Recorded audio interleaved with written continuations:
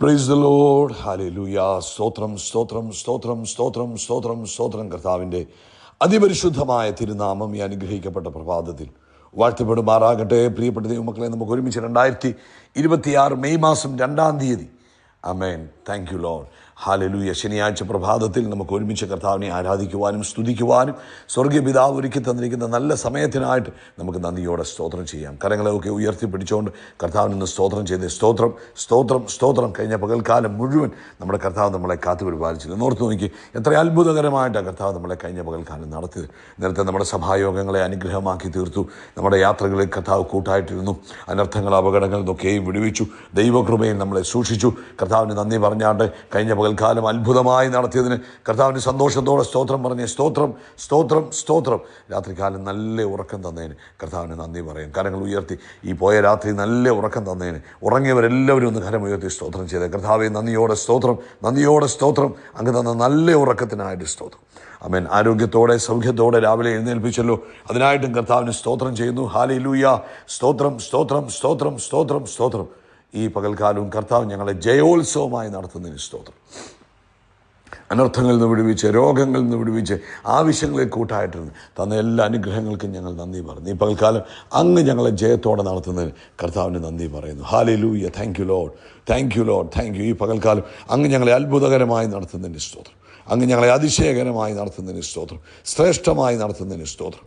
ഒന്നിനും മുട്ടില്ലാതെ ഈ പകൽക്കാലം യഹോവ ജൈറയായി ഞങ്ങളുടെ കൂടെ ഇരുന്ന് ഞങ്ങളെ നടത്തുന്നതിന് സ്തോത്രം ചെയ്യുന്നു. ഹല്ലേലൂയ. സ്തോത്രം. 103-ാം സങ്കീർത്തനം പറയുന്നു, എൻ മനമേ യഹോവയെ വാഴ്ത്തുക, എൻ്റെ സർവാന്തരമുമ്പേ കർത്താവിൻ്റെ വിശുദ്ധ നാമത്തെ വാഴ്ത്തുക.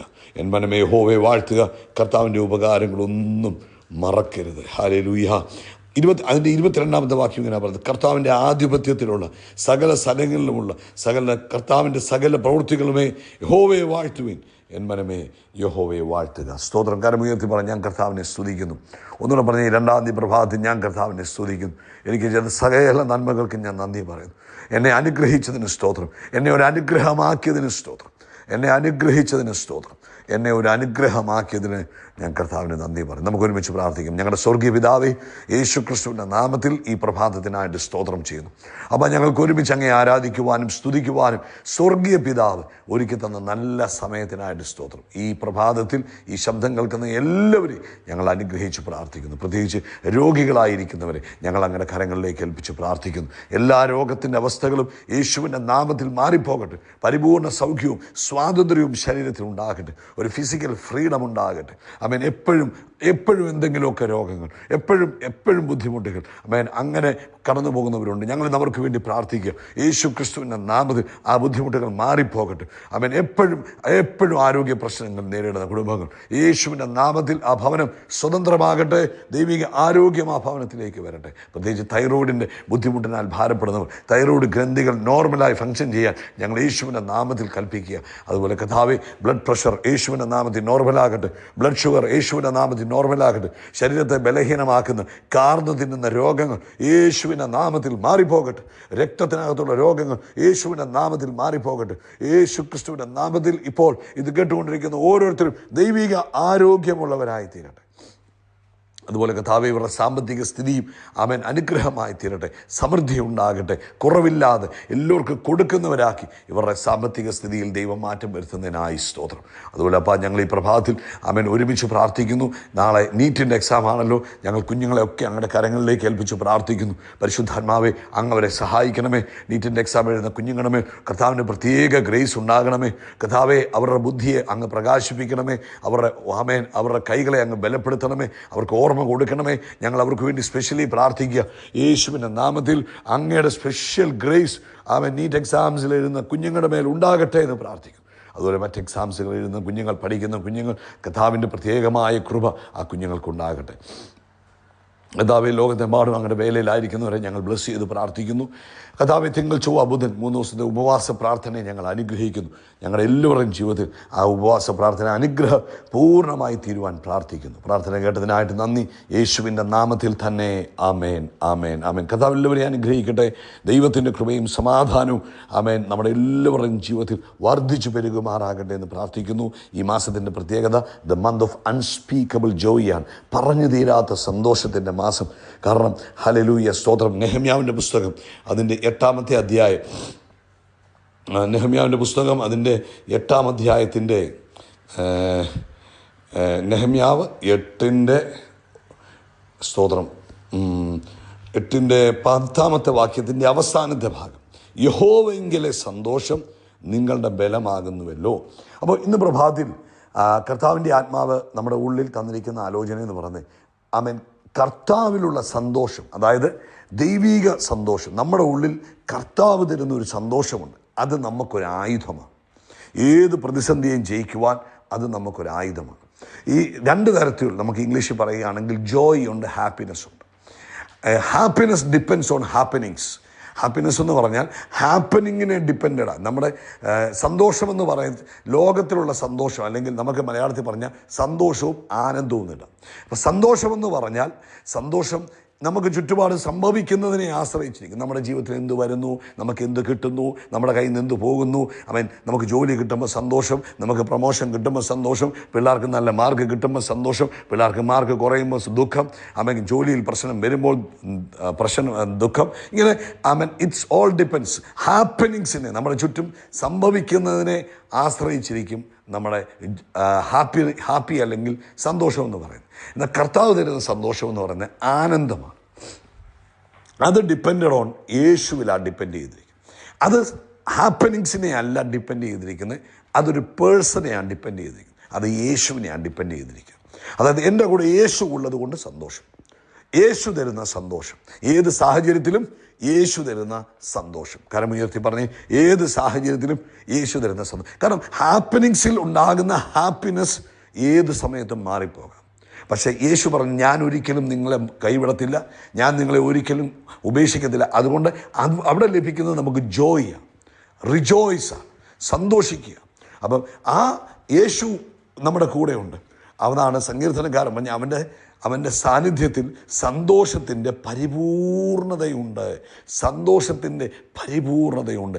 ഓവർഫ്ലോയിങ് സന്തോഷമാണ് യേശു നമ്മുടെ കൂടെ ഉള്ളപ്പോൾ. അത് ഹാപ്പനിങ്സിലല്ല, നമ്മുടെ സാഹചര്യങ്ങളിലല്ല, പിന്നെയോ നമ്മുടെ ജീവിതത്തിൽ ദൈവം, എനിക്ക് കർത്താവുണ്ട്, അവൻ്റെ സാന്നിധ്യമുണ്ട് എന്നുള്ള വലിയ ബോധ്യമാണ്. അതിനെ എങ്ങനെ ആക്ടിവേറ്റ് ചെയ്യാം?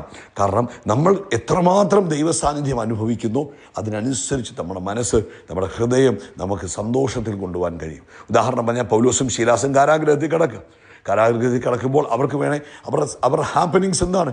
അവർക്ക് സന്തോഷം കൊടുക്കുന്ന ഒന്നുമല്ല.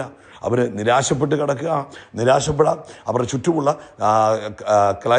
സർക്കംസ്റ്റാൻസസ്, അവരുടെ ചുറ്റുമുള്ളവരെല്ലാം നിരാശയുടെ വാക്കുകളും പരാജയത്തിൻ്റെ വാക്കുകളും തോൽവികളും നെഗറ്റീവായ കാര്യങ്ങളും ചെയ്തുകൊണ്ടിരിക്കുമ്പോൾ ഇവരെന്ത് ചെയ്തു? ഇവരെ സംബന്ധിച്ച് അവർ പ്രാർത്ഥിക്കാനും പാടാനും തുടങ്ങി. അവർ പ്രാർത്ഥിച്ചതും പാടിയതും ഒന്നും കാരാഗ്രഹം തുറക്കാൻ വേണ്ടിയൊന്നുമല്ല.